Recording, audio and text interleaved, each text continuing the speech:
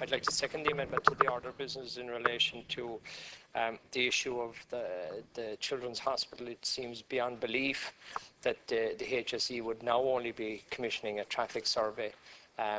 You would imagine that that kind of work would have been done in advance of it, and it just shows the incompetency of the organisation. And a disturbing story today, and I'd ask the leader to organise a debate in relation to this and maybe inquire of the Minister for Justice and the Minister for Health who in the HSE is going to be fired over the fact that an abuse victim whose abuse was identified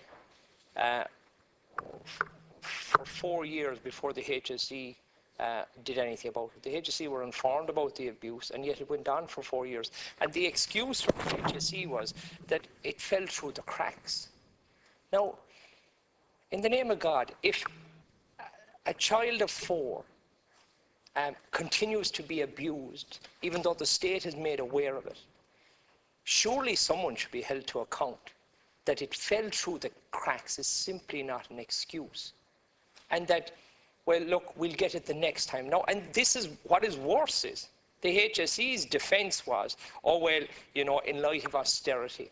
Now, this was brought to their attention in July 2007. There was no austerity in July 2007. There was no cutbacks at that stage. And yet, they're trying to use a flippant excuse. Somebody somewhere in the HSE is responsible for that abuse continuing. Is as bad as the perpetrator because their job and they got paid for it. They're continuing to get paid for it. They're continuing in the system and they're obviously incompetent. I'd like